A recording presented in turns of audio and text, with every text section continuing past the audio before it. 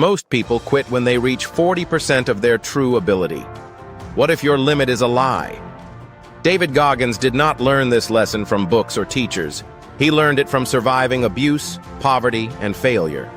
In Chapter 1, he shows how a boy who should have failed began building the mindset that would later break records.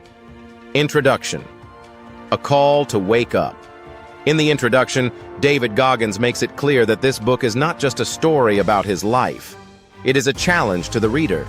He says most people live far below their true potential. They choose comfort. They avoid pain. They make excuses. Because of this, they only use a small part of their real ability. Goggins believes that inside every person there is much more strength than they think. He explains that his life looked hopeless at many points. He grew up in fear and violence. He struggled in school. He became overweight and depressed as a young man. At one time, he weighed nearly 300 pounds and worked spraying for cockroaches. He felt ashamed of who he had become. But instead of accepting that life, he decided to change. Goggins introduces the idea that pain is not your enemy. Pain is a teacher. Suffering builds calluses on the mind, just like lifting weights builds muscle on the body. He says that the hardest moments in his life created his strength. He wants readers to stop running from discomfort and instead use it as training. He promises that this book will show real tools, not just motivation. Each chapter includes a challenge. These challenges are meant to push readers into action. Goggins believes that knowledge without action is useless. If you truly want to change, you must be willing to suffer, work hard, and face yourself honestly. That is where transformation begins. Chapter 1. I should have been a statistic. In Chapter 1, Goggins tells the story of his childhood. He grew up in a small town in Indiana. His father was very strict and abusive. He often beat David, his brother, and his mother. The home was filled with fear. As a young boy, David worked long hours at his father's skating rink and lived under constant stress. He could not relax or feel safe. Later, his mother escaped the abusive home and moved the family away. But the pain did not disappear. In their new town, David faced racism for the first time. He was one of the only black children in his school. He was called hurtful names. He felt alone and angry. On top of that, he struggled badly in school. He had trouble reading and understanding lessons. He later learned he had a learning disability, but at that time he believed he was simply not smart. Because of his past, Goggins believed he was broken. He saw himself as weak, scared, and limited. Many people with his background become trapped by drugs, crime, or failure. He says he should have been a statistic, meaning he was expected to fail.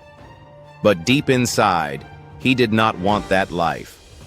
This chapter shows that your past does not have to control your future.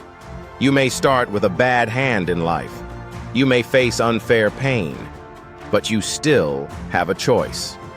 Goggins begins to understand that he cannot blame his father, his school, or society forever. If he wants something better, he must take control himself. Challenge 1. The Bad Hand. Goggins asks readers to write down all the ways their life has been unfair. List your weaknesses, fears, and painful memories. Be honest, do not hide. Then ask yourself, will these be excuses, or will they become fuel? He teaches that facing your pain directly is the first step to power. Chapter 2. Truth Hurts. In Chapter 2, Goggins becomes an adult but still feels stuck. He joins the Air Force but does not complete the special training he first wanted. After leaving, he gains a lot of weight. He works spraying for cockroaches and feels embarrassed about his life. One night, he sees a documentary about Navy SEAL training. He feels shocked and inspired. The men on the screen are strong, disciplined, and fearless. He realizes he is living far below his potential. This moment leads to one of the most important tools in the book, the accountability mirror. Goggins stands in front of a mirror and tells himself the brutal truth. He is overweight. He is unhappy. He has wasted his potential. Instead of lying to himself, he writes his weaknesses on sticky notes and places them on the mirror. Every day he must look at them. He also writes goals, such as losing weight and becoming a Navy SEAL. This process is painful. It is easier to blame others. It is easier to pretend everything is fine. But Goggins says growth only begins when you tell yourself the truth. No one is coming to save you. No one else is responsible for your success. When you fully accept responsibility, you gain control. He begins strict training and changes his diet completely. The journey is hard, but it starts with honesty. This chapter teaches that self-discipline begins with self-awareness. Challenge 2. The accountability mirror. Write down your real weaknesses. Write down your real goals. Put them somewhere you can see every day. Stop making excuses. Face yourself honestly. That is where change begins. Chapter 3. The impossible task. In Chapter 3, David Goggins decides that his mission is to become a Navy SEAL. After watching a documentary about SEAL training, something inside him changes. He realizes he has been living in fear and comfort. He wants to test himself at the highest level. But there is a serious problem. At that time, he weighs nearly 300 pounds. He is far from the physical standard required for Navy SEAL training. When he contacts a recruiter, he learns that he must lose a huge amount of weight in a short time just to qualify. He has only about 3 months to drop more than 100 pounds. This goal sounds impossible. Most people would quit before starting, but Goggins refuses to quit. He begins an extreme training routine. He runs long distances every day. He rides a stationary bike for hours. He changes his diet completely. He trains even when his body hurts. Some days he works out for 5 or 6 hours. His knees ache and he is exhausted, but he keeps going. He understands that the body can handle much more than the mind believes. This chapter shows how powerful a clear mission can be. Before, Goggins had no direction. Now, he has a target. That target gives him energy and focus. He learns that when you truly commit to something, you must remove all excuses. There is no backup plan. There is only forward movement. He passes the weight requirement just in time and earns the chance to attend BUD-S, the difficult training program for Navy SEALs. This moment proves that limits are often mental. When you push past comfort, you discover strength you did not know you had. Challenge 3. Step into discomfort. Do something every day that makes you uncomfortable. It does not have to be big. Growth happens when you face what you avoid. Chapter 4. Taking souls. Chapter 4 focuses on BUD-S training, one of the hardest military training programs in the world. The training is designed to break people mentally and physically. The students face freezing cold water, long runs in sand, heavy boat carries, and almost no sleep. Many strong and athletic men quit during the first weeks. Goggins enters this program with a powerful mindset. He knows that pain is coming. Instead of fearing it, he prepares to face it directly. During Hell Week, trainees sleep only a few hours over 5 days. They stay wet, cold, and exhausted. Their bodies are injured, and their minds are tired. Many ring a bell to quit. Goggins decides he will not just survive, he will dominate. When others slow down, he pushes harder. When people complain, he stays focused. Even when he is injured and sick, he keeps moving. His goal is not only to finish, but to break the spirit of doubt around him. He calls this taking souls. It means winning the mental war. When others see that you refuse to quit, their confidence weakens. He goes through BUD-S more than once because of injuries and medical setbacks. Each time he returns, he brings even stronger determination. This chapter shows that true power is mental. Physical strength matters, but mindset decides who survives. Challenge 4. Win the mental battle. Find a situation where you usually give up. Next time, stay strong a little longer. Push harder than expected. Show yourself that you are stronger than your fear. Chapter 5. Building an Armored Mind. In Chapter 5, David Goggins explains how real mental strength is built through suffering. After finishing Navy SEAL training, many people might think the hardest part of his life was over. But that was not true. Goggins continued to face physical injuries, emotional pressure, and new challenges. His body had taken serious damage during training. He had stress fractures in his legs and constant pain. Still, he refused to see pain as a reason to quit. He introduces the idea of building an armored mind. Just like soldiers wear armor to protect their bodies, you can build protection for your mind. This armor is created when you choose to do hard things on purpose. Each time you push through discomfort, you add another layer of strength. Each time you keep going when you want to stop, your confidence grows. Goggins explains that most people avoid discomfort. They wake up late, choose easy tasks, and stop when something feels difficult. Over time, this creates weakness. When real problems appear, they feel overwhelmed. But if you train yourself through controlled hardship, waking up early, training hard, studying longer, or finishing difficult tasks, you become ready for bigger challenges. In this chapter, Goggins also talks about fear. Fear never fully disappears. Even as a SEAL, he still felt doubt and anxiety. The difference is that he did not obey those feelings. He learned to act even when afraid. Mental armor does not remove pain. It teaches you how to function during pain. He reminds readers that growth requires pressure. Muscles grow by being stressed. The mind grows the same way. When you look back at hard moments you survived, you realize you are stronger than you thought. That belief becomes protection against future struggles. Goggins teaches that you do not wait for life to become hard. You prepare yourself in advance. You build your mind before the storm comes.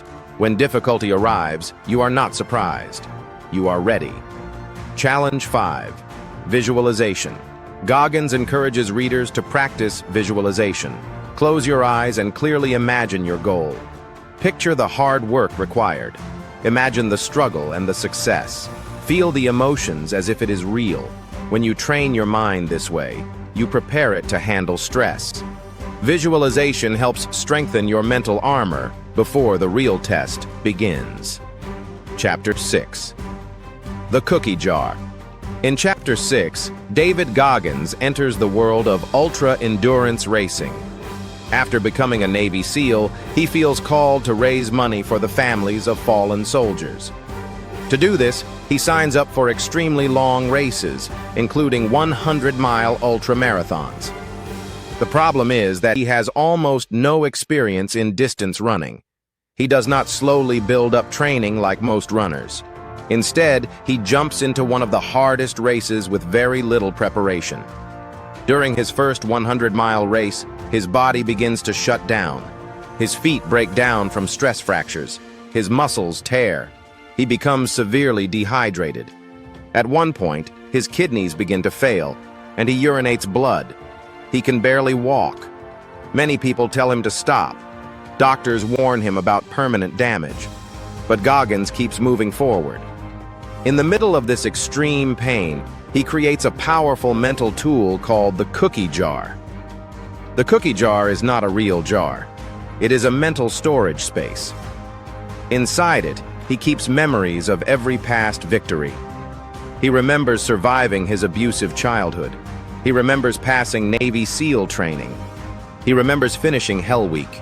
Each memory is like a cookie. When he feels weak, he takes out a cookie and reminds himself that he has already survived worse. This mental trick gives him strength. He realizes that pain feels new in the moment, but he has conquered pain before. His confidence grows because it is based on real proof from his past. He finishes the race in terrible physical shape, but mentally stronger than ever. The cookie jar teaches that confidence is not built from words. It is built from evidence. Every hard thing you survive becomes a tool for future battles. Challenge 6. Build your cookie jar. Write down moments when you overcame fear, pain, or failure. Keep this list. When you feel like quitting, read it and remind yourself of your strength. Chapter 7. The 40% Rule. In Chapter 7, David Goggins explains the idea that changed the way he sees limits. He calls it the 40% Rule. He says that when your mind tells you that you are finished, tired, or done, you are usually only at about 40% of your true ability. The brain is built to protect you. It wants safety and comfort. Because of this, it sends strong signals of pain and fear early, long before you are actually at your real limit. Goggins learned this lesson during Navy SEAL training and later during ultra-endurance races. There were many times when he felt completely broken. His legs were shaking, his breathing was heavy, his body felt empty. During Hell Week and later during 100-mile races, his mind screamed at him to stop. But instead of quitting, he questioned that voice. He asked himself, is this real danger, or is this just discomfort? Most of the time, he discovered that he could keep going. After pushing past that first wall, he often found new energy. He realized that the feeling of, I'm done, is often just the beginning of growth. He compares the brain to a car with a speed governor. The governor limits speed to protect the engine. But in life, the brain often limits us too early. It confuses discomfort with danger. The 40% rule does not mean ignoring serious injury. Goggins explains that there is a difference between real medical risk and mental weakness. The key lesson is that most daily limits are self-imposed. We quit when things feel hard, not when they are truly impossible. This chapter changes the meaning of pain. Pain becomes a doorway to expansion. When you reach the point where you want to stop, you may only be halfway to your real potential. By pushing further, you stretch your capacity. Over time, your 40% grows bigger. Challenge 7. Remove the governor. Next time you feel like quitting a workout, study session, or hard task, stay with it longer. Push a little beyond your first limit. Train your mind not to obey fear so quickly. Chapter 8. Talent is not required. In Chapter 8, Goggins explains that he was not born talented. He struggled with reading and learning as a child. He was not a star athlete in school. He did not grow up with confidence. For many years, he believed he was average or even below average. But he later learned that talent is not the most important factor in success. Effort, discipline, and smart use of time matter far more. After becoming a Navy SEAL, Goggins continued pushing himself into extreme challenges. He trained for ultramarathons while working demanding jobs. His schedule was intense. He often woke up at 3 or 4 a.m. to run long distances before work. After finishing his job, he trained again. Some nights he ran for hours in the dark. He did not rely on motivation because motivation is temporary. Instead, he relied on routine and discipline. Goggins explains that most people waste small pieces of time throughout the day. They scroll on their phones, watch too much television, or complain about being busy. He decided to track his time carefully. He planned his weeks in detail. If he had one free hour, he used it for training or studying. Over time, these small pieces of effort created huge results. He also talks about consistency. Many people start strong but quit when things become boring. Real success is often boring. It means repeating simple actions every day, running miles, studying notes, waking up early, going to bed on time, doing the same hard things again and again. Goggins proves that you do not need natural gifts to become strong. If you are willing to outwork others and manage your time with discipline, you can rise above people with more talent. Effort, repeated daily, becomes power. Challenge 8. Schedule discipline. Create a clear 3-week plan. Write down your daily tasks. Track your hours honestly. Use time with purpose and keep your promises to yourself. Chapter 9. Uncommon among the uncommon. In Chapter 9, David Goggins explains what it truly means to live at a higher standard. By this point in the book, he has already completed Navy SEAL training, Army Ranger School, and Air Force Tactical Air Controller training. He is surrounded by elite warriors. These men are already stronger and more disciplined than most people in the world. For many, simply being part of this group would feel like enough. But Goggins refuses to settle. He says that becoming elite is not the finish line. It is only the new starting line. Many people work extremely hard to reach a goal, but once they reach it, they relax. They feel proud and comfortable. Goggins believes comfort is dangerous. When you stop pushing yourself, you slowly begin to fall backward. During Ranger School, he faces one of the hardest tests of his life.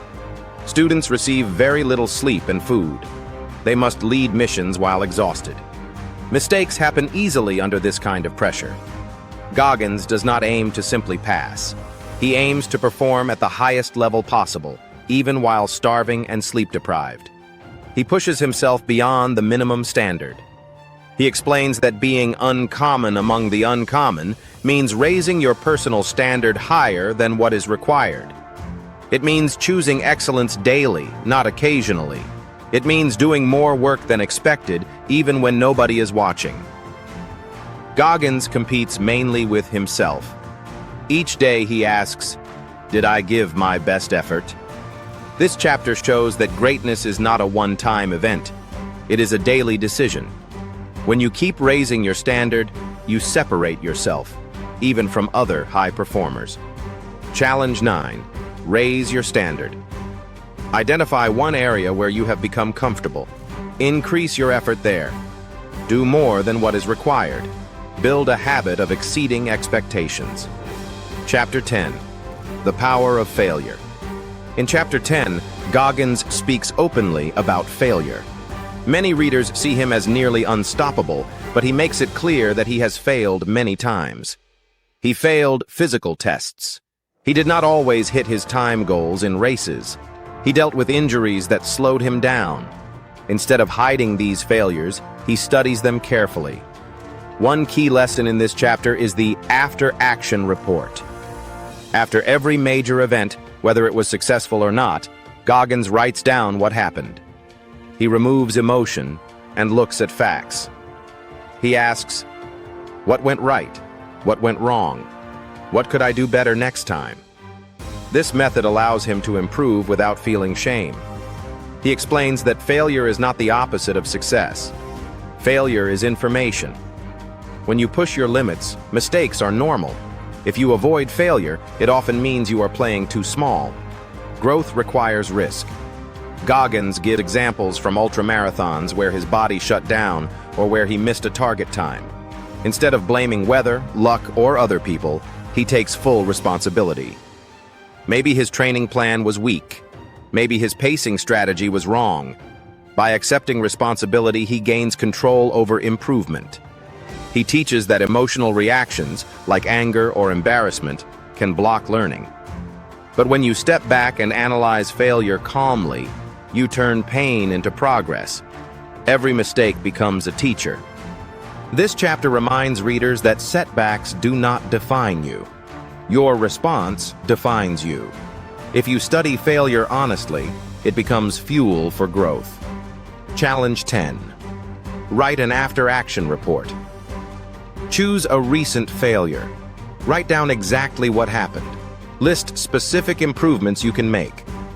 Use facts, not excuses. Chapter 11. What if? In the final chapter of Can't Hurt Me, David Goggins asks one powerful question. What if? What if you stopped listening to doubt? What if you stopped accepting limits placed on you by others? What if you gave your absolute best effort every single day? This chapter is not about a new race or a new military test. It is about mindset. Throughout his life, people told Goggins he was not good enough.